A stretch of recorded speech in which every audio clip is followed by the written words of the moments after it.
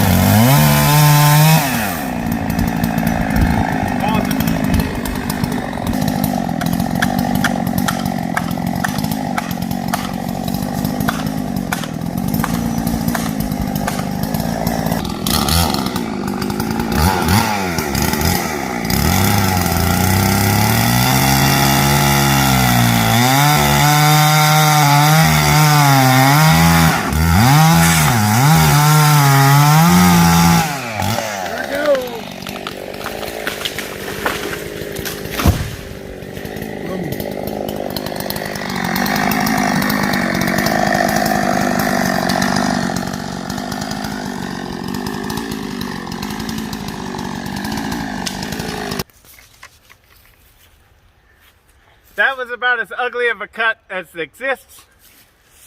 I missed my mark and stuff like that, but hey, I'm learning. It fell where I wanted it to go, ultimately. So it's pretty rotten. I don't know if there's any wood salvageable out of it at all, but hopefully I'll be able to get at least one like 8-foot section out of it, put it on the sawmill, and get some good hickory lumber for axe handles, stuff like that. All right.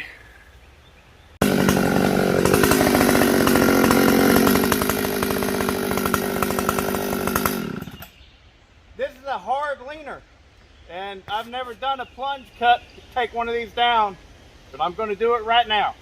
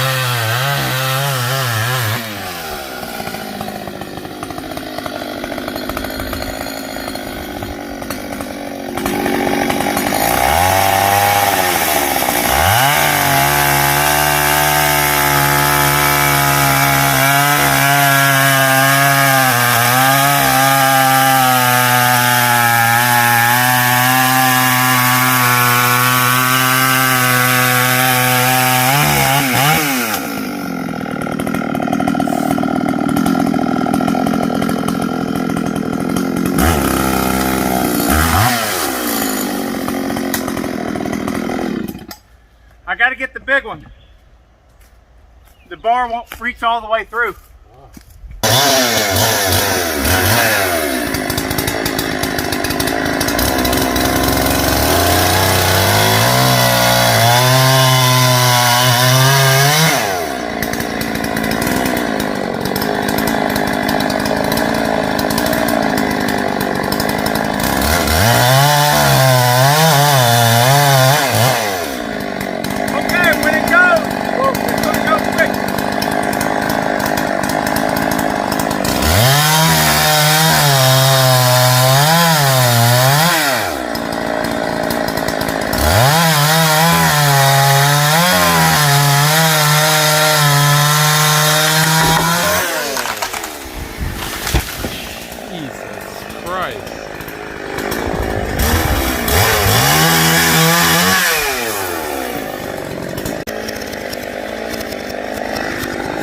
I realized I should have probably told you this is day 2.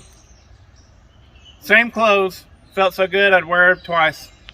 So anyways, yesterday the saws that we were using, the big guy was a 372 XP pre-X torque with a 24-inch bar, and a Husqvarna 61 with a 20-inch bar, and a Johns Red 2152, and an Echo 355 T top handle. So anyways, today we don't need the big stuff, so I brought the 028 Super, and we still got the Echo top handle and the Johns Red 2152. All right, so felling our last decent sized tree. Oh.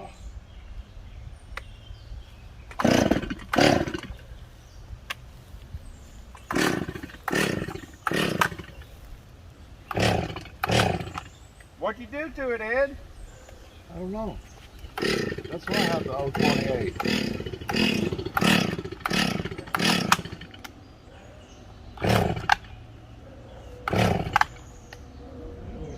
Let's flood it out now.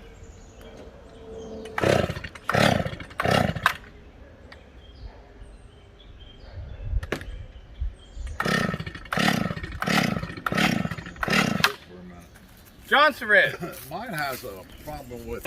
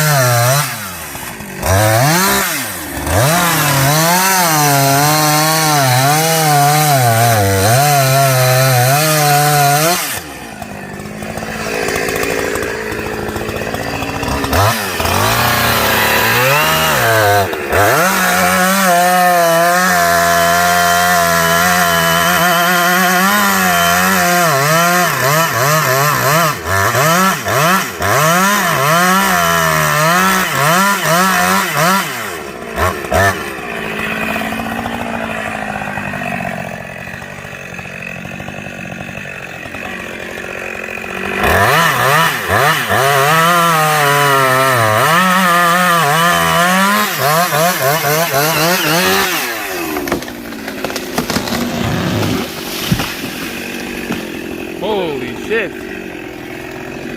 That was big. Yeah. I got the whole thing in frame. Cool. Yeah. Yeah, this is a great saw.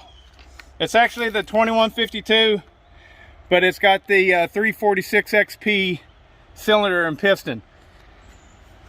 Can't get much better for a lightweight limbing saw. And you know, small failing like that. All right. Okay, friends, so here I am. It's a couple days later. Got all those trees felled for my neighbor Ed, And Ed's a cool cat, man.